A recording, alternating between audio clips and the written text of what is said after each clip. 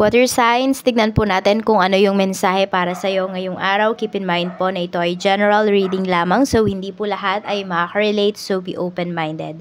Sa mga hindi pa po nakasubscribe dito sa ating channel, please subscribe na po kayo. And palike na din po ng ating video. At sa mga nais pong mag-avail ng ating private readings, ng ating Evil Eye Amulet, ng ating Cures Bracelet, makikita nyo po yung link sa description box. Nasaan nga ba yung description box? So, ayan. Ito po yung title ng ating video. Tapos, may makikita kayong more. Click nyo lang po yon and then, more pa ulit. Ito yung ating Facebook page. Nandyan yung link natin. Click nyo lang po yan and madadirect na po kayo dyan. Meron din tayong email. Ayan, nandyan na din yung ating email. Pwede nyo po akong i-email kung wala naman kayong Facebook page. Okay? Wala kayong Facebook account. So, ayan lang po. Maraming salamat at simulan na natin ang ating reading. Okay, Spirit Guide. Mensahe po natin kay Water Signs. And open na nga po pala tayo for international shipping pagdating sa ating Evil Eye at sa ating Cures Bracelet. Kaya po sa mga interested at yung mga nagtatanong last time, this is your chance na po.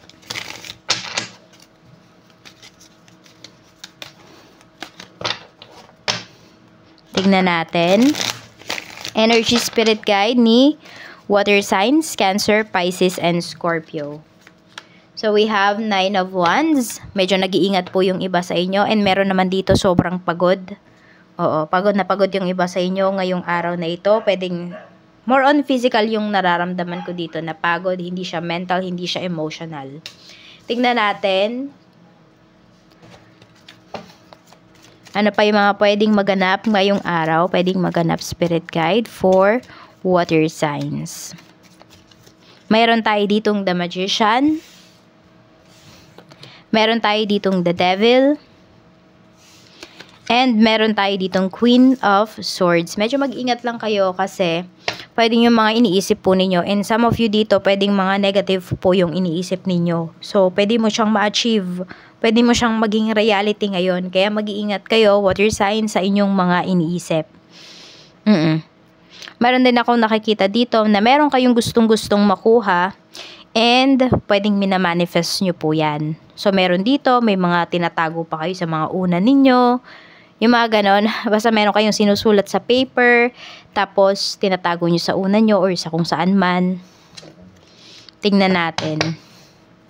More on nagmamanifest yung iba sa inyo. Tingnan natin. Ano pa yung mensahe? We have Ace of Cups.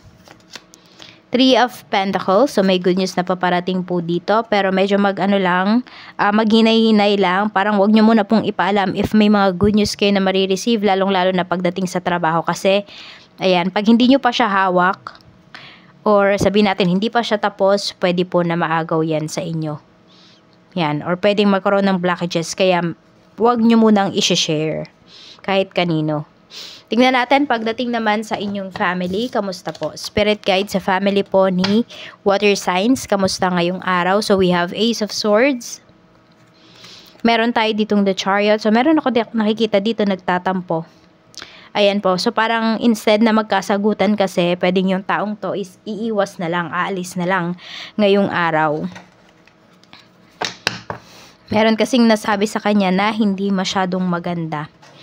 Parang masakit sa tenga o hindi nga lang masakit sa tenga, pwedeng tumagos po. Medyo meron kasi dito sa family na masakit magsalita. Tignan natin kung ano pa yung mensahe. We have Wheel of Fortune. Pagdating naman po ito sa mga friends mo. Meron tayo ditong The High Priestess. Okay. So, di ko alam kung kasama mo yung friend mo ngayon tapos nagda-drive siya. Or kausap mo siya habang nagda-drive or the other way around. So, pwedeng may mahalaga kayong pinag-uusapan dito.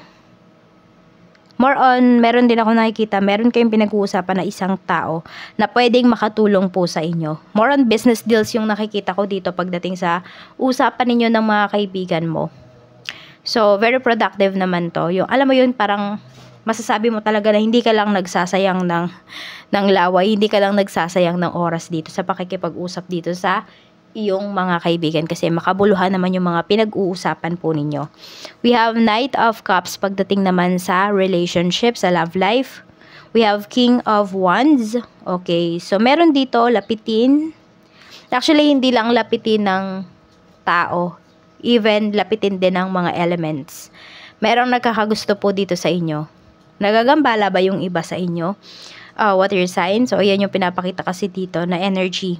So, some of you need nyo talaga ng tulong. Tapos, yan, meron naman dito ay meron na nai-involve sa ayan, third party situation. Pero, tingnan natin kung umiiwas ba yung person mo. Nakakaiwas ba siya? Page of Wands. Actually, parang gusto din naman niya yung atensyon na nakukuha niya. So, meron dito parang proud pa. Na ano siya, na ginugusto siya ng mga tao. Ganyan. Kung single siguro, wala namang masama.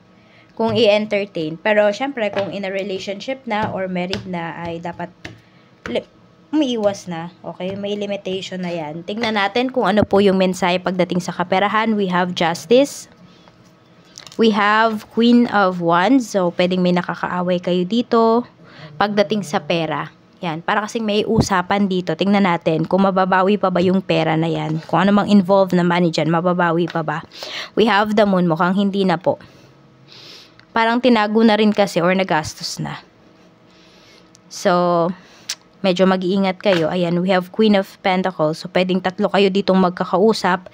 And, sa umpisa, napakaganda ng usapan. Tapos, ayun, hanggang sa, wala naman po pala kayong napala doon sa nilabas ninyong pera. So, meron dito, parang nagsayang lang kayo ng pera. So, medyo maging maingat po kayo sa inyong mga business deal, sa inyong mga nakakausap. Or sa ilalabas ninyong pera dito. Yan, nag-overthink na yung iba sa inyo. Kasi ngayon yun na nare-realize na medyo nagkamali nga kayo dun sa ginawa ninyong decision. So, tingnan po natin ano pa yung mensahe pagdating naman sa negosyo. We have 9 of Pentacles, we have 4 of Pentacles, and we have 7 of Pentacles. Puro pera yung nandito pagdating po sa inyong negosyo. So, maganda po kasi we have 9 of Pentacles. Umaapaw po yung blessings dito sa business ninyo ngayong araw. Kaya lang, kailangan daw magtatabi po kayo. Kasi hindi naman lagi talaga, 'di ba, Pasko sa negosyo, hindi naman lagi na fiesta, hindi lagi may benta. So, yun po yung anuhin ninyo. Parang paghandaan ninyo yung mga days na ganito na medyo mabagal yung usad ng inyong ng inyong sales. Yan. Pero sa ngayon, binapakita naman po dito na madami talaga kayong magiging kliyente, madami kayong sales ngayong araw. Kaya magtabi, magsubi po kayo dito. Tingnan natin kung ano pa yung mensahe pagdating naman po sa inyong trabaho. Yan. Sa trabaho naman, kamusta ngayong araw na to? We have 8 of Cups. So, medyo umiiwas na lang kayo dito. We have the Lovers. Parang naiipit kayo sa isang, naiipit yung iba sa inyo sa isang sitwasyon. Or pwedeng meron dalawang grupo dito na, alam mo yun, parang nangungumbinsi po sa inyo. So, hindi nyo alam kung saan ba kayo pupunta. Sino ba yung pipiliin nyo dito sa dalawang grupo na to na gusto kayong makasama. So, meron ako nakikita dito na pwedeng magsosolo na lang po yung iba sa inyo. Kung pwede yon. Pero kung hindi, no choice kayo. Kailangan nyo mamili dito. Kaya lang, you make sure lang talaga na yung mga pipiliin mo dito ng mga tao is hindi ka tatraidorin. Kasi meron dito, tatraidorin ka talaga. Sabihin natin, pwedeng ikaw yung halos lahat yung gagawa, pero yung credits hindi mapupunta sa'yo. Which, dito naman sa isa na pipiliin mo is talagang magtutulong-tulong po kayo. Pantay-pantay yung trabaho. So, tignan natin, yung una bang nag-alok sa'yo, doon ka ba dapat? We have 3 of Wands. Yes, mas mag-grow ka po dyan. Okay, I mean, para-paras kayo ditong kikilos. Tingnan natin saan ka ba dapat mag-focus ngayong araw na ito. We have 5 of Cups. Sa mga bagay na dapat mo nang i-let go. I mean, dapat alamin mo ano ba yung mga bagay na dapat mo nang i-let go. Kasi po pwedeng, kaya hindi rin umuusad yung life mo. Water signs kasi ang dami mong regrets. Tingnan natin ano pa yung mensahe for you, Archangel Michael. Ano po ang mensahe natin for water signs? Ano po ang mensahe natin kay water signs? We have believe and trust. Sabi sa'yo dito, before going to sleep tonight, say, Archangel Michael, please enter my dreams and replace fear with faith and trust. Let me be filled with strength, courage, and confidence. Ayan po yung prayer ninyo for today. Tignan natin ano naman yung mga blessings na paparating para sa'yo. Mga blessings po na paparating spirit guide for water signs, Cancer, Pisces, and Scorpio. Mayroon tayo ditong job. So, pwedeng may job offer dito na paparating for you. For some of you naman po, pwedeng naghahanap kayo ng trabaho. So, ayan. Kailangan kumilos. Gumawa din po kayo ng action towards this kung gusto ninyong magkaroon ng trabaho. And huwag kayong matakot. So, kunwari sa interview ninyo, maging confident po talaga kayo sa bawat sagot ninyo. We have food, eating. Some of you, pwedeng sa food industry kayo mapunta. Yan. Or pwede rin naman na pwedeng dyan kayo makapag-work. Yung iba naman sa inyo, pwedeng dyan po yung perfect na negosyo para sa inyo. We have mountain hill. So may mga blockages lang po talaga, pero malalagpasan nyo naman daw po ito. At ma-achieve ninyo yung mga goals ninyo. Kung meron lang kayong kailangan tapusin ngayong araw, so mag-focus po kayo doon para matapos po ninyo. So do not lose hope. Tingnan natin kung merong tao dito na gusto, or ano ba yung mensahe ng tao dito na wala na kayong communication. Tingnan natin. Wala na kayong communication ng taong to at ano ba yung gusto niyang sabihin sa'yo.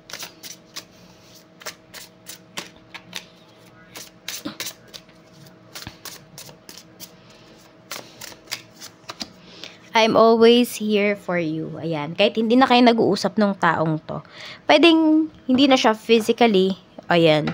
Hindi mo na siya nakakasama. Hindi mo na siya nakakausap. Pero pwedeng pinagpa-pray ka niya. So, pwedeng yun na lang yung kaya niyang ibigay sa'yo ngayon. Okay, yung mahalin ka sa malayo and ipag-pray ka. So, ito po yung inyong mga lucky numbers. We have number 27, 19, 54. We have number 6. We don't have number 6. 27, 19, 54, 10, 5, and 12. At yung inyo naman pong two lucky numbers is 6 and 8. Maraming salamat po sa walang sawang pagsuporta ninyo dito sa aking channel. Mag-iingat po kayo always and more blessings to come.